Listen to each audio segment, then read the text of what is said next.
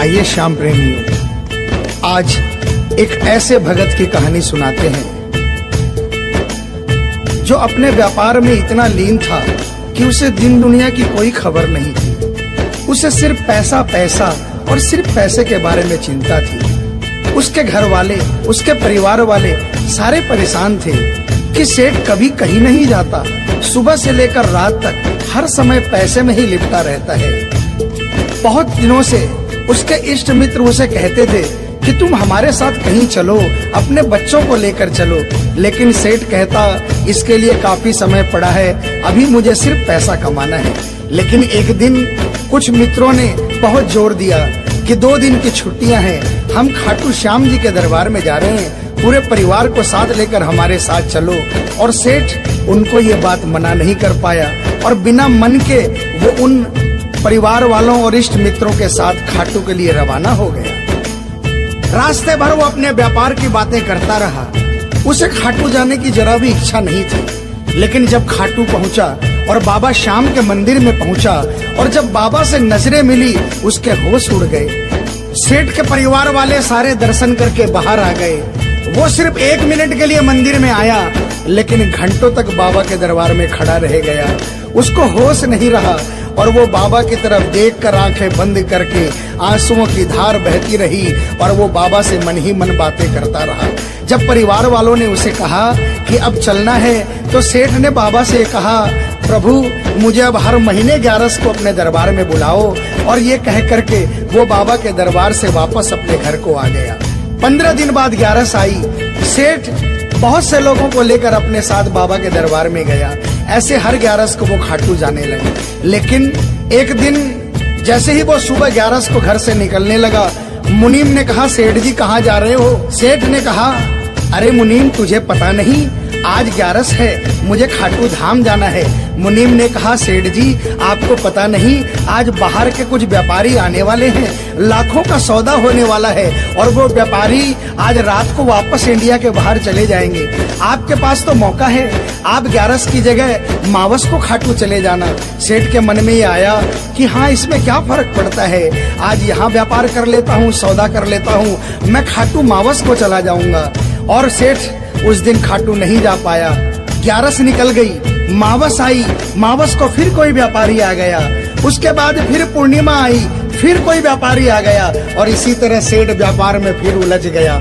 एक दिन रात को सेठ सोया तो उसके नींदों में उसे ऐसा आभास हुआ कि उसे कोई आवाज आ रही है और उसने बड़े ध्यान से सुना।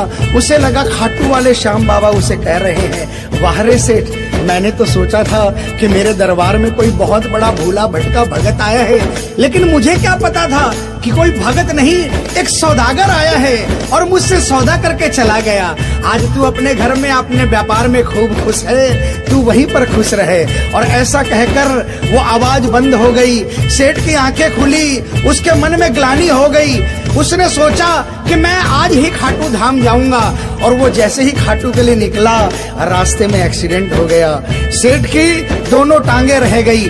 अब सेठ अपने पैरों पर खड़ा नहीं हो पाया और उसके मन की मन में ही रह गई। सेठ बहुत तड़पता रहा। एक दिन सेठ अपने घर के दरवाजे पर बैठा, आंसू बहा रहा कि मेरा बुलावा क्यों नहीं आ रहा, मैंने इतनी बड़ी गलती करी, मुझे बाबा के दरबार से इतनी दूरी क्यों हो गई। इतने में उसके घर के सामने से एक डाकिया निकला। सेठ ने डाकिया को आवाज लगाई और कहा, ए डाकिया, तुम तो कलकत्ता, दिल्ली, बम्बई भक्तों का संदेशा लेकर जाते हो, लोगों के चिट्ठियां पहुंचाते हो। आज मेरी एक चिट्ठी, मेरा एक संदेशा मेरे खाटू वाले श्याम बाबा के दरबार में क्या पहुंचा दोगे?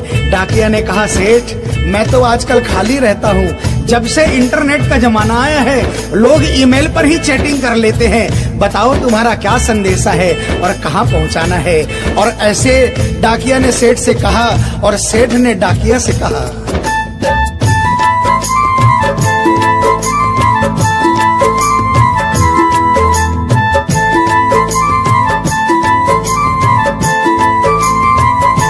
डाकिया जा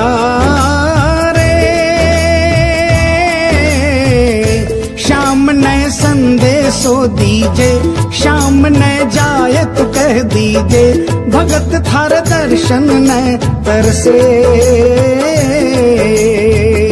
डाक डाकिया जा रे।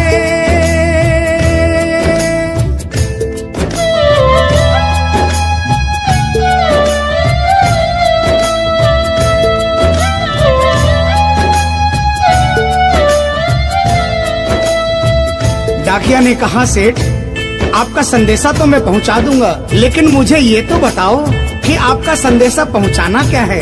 जहां मुझे संदेशा पहुंचाना है वहां का ठिकाना क्या है। और डाकिया ने कहा,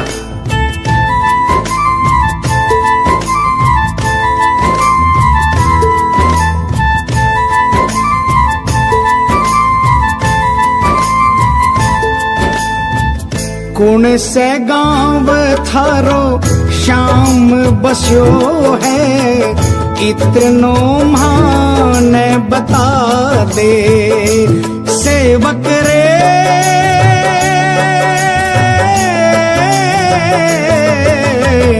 घर तेरे पास है कोई निशानी, माने तू दिखला दे।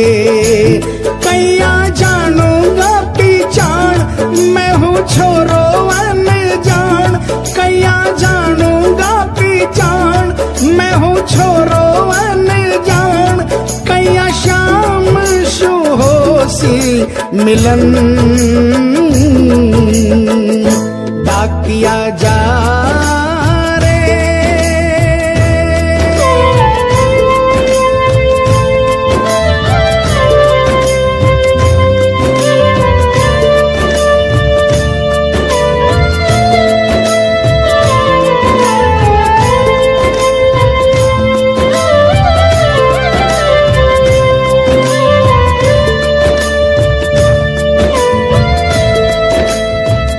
सेठ ने कहा, डाकिया मैं तुझे जिस जगह का ठिकाना बता रहा हूँ वहाँ ऐसा दरबार है जहाँ जो एक बार जाता है वो वहीं का हो जाता है।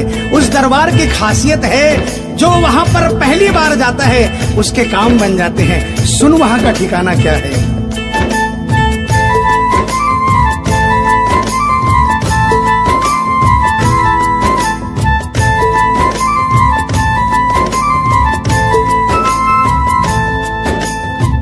खाटू में है श्याम जी को मंदिर, शिखर ध्वजा लहरावे।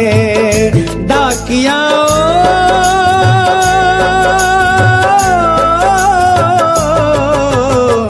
जोड़ी पर हनुमान बिराजे, सेवक चंवर ढुलावे। बाके नौबत बाजे बार, गूंजे हरदम जय जयकार। बाके नौबत बाजे बार, गूंजे हरदम जय जयकार। सज धज बैठो है श्याम सजन, डाकिया जा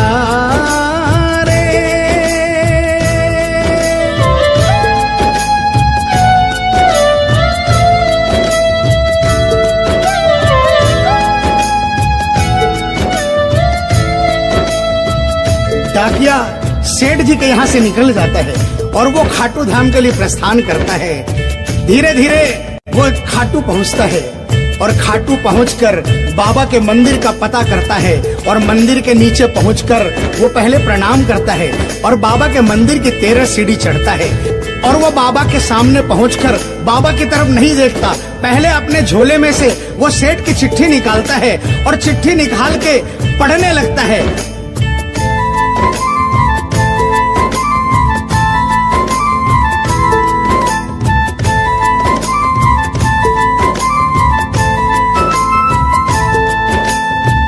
पहुँच गयो दरबार श्याम के, बोलन लाग्यो संदेशो।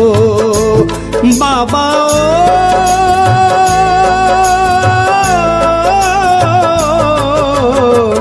बन बैठो कद श्याम दीवानो, कुछ ना रयो अंदेशो। आखड़ ल्यासू बरसी धार, जैया सावन की फुहार।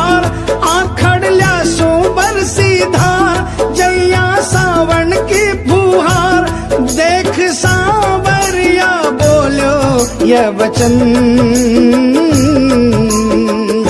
डाकिया जा रे।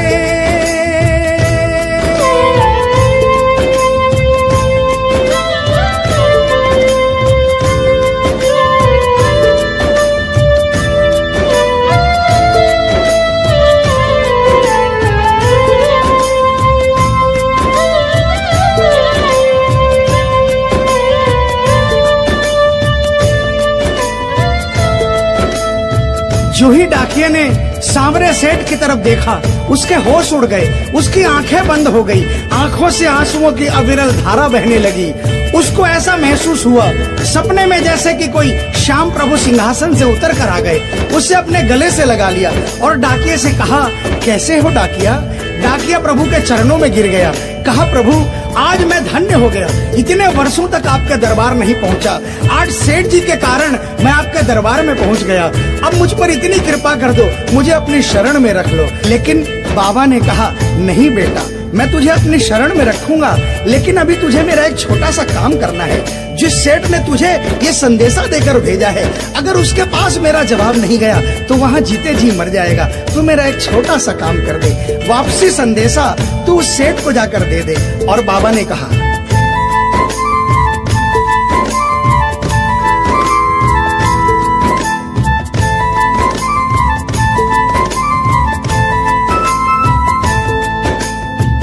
कह दीजिए तू जाए सेवक ने तेरो बुलावो आसी।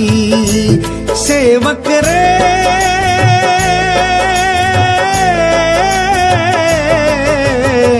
सबकी आस पुराऊं तो तू कैया रह पासी। तेरी सारी जानू बात पूरी करशू मन की आस। तेरी सारी जानू बात पूरी करशू मन की आस। पर बढ़ा मेरे कानी कदम डाकिया जा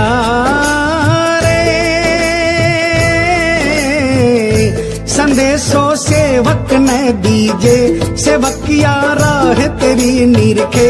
संदेशो सेवक ने दीजे, सेवकिया राह तेरी निरखे। सेवक संदेश ने तरसे डाकिया जा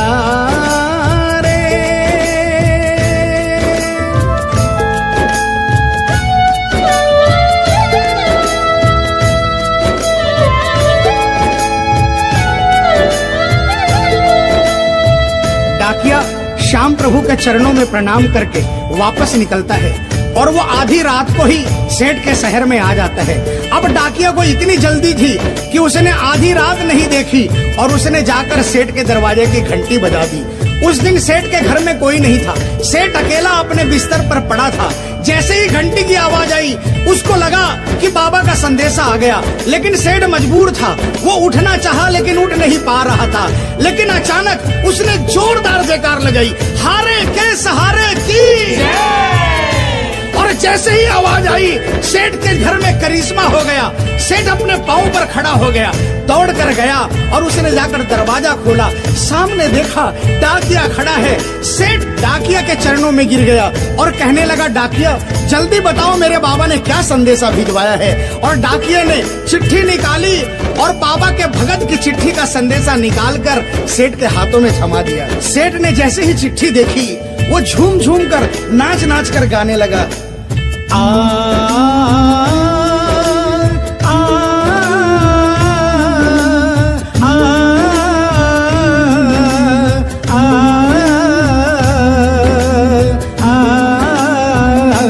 चिट्ठी आई है, चिट्ठी आई है, चिट्ठी आई है, चिट्ठी आई है, चिट्ठी आई है, खाटू से चिट्ठी आई है। बड़े दिनों के बाद मेरे श्याम धनी को आज, अरे बड़े दिनों के बाद मेरे श्याम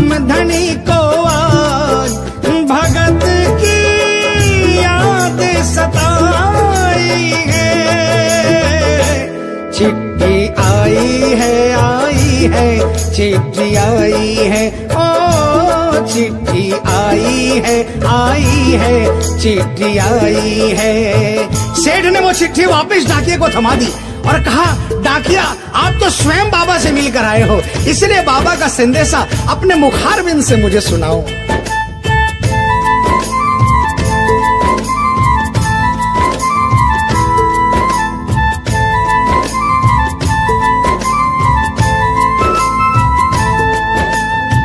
सुन संदेशो सांवरिये को, मनड़ो घणो हरसायो। बाबा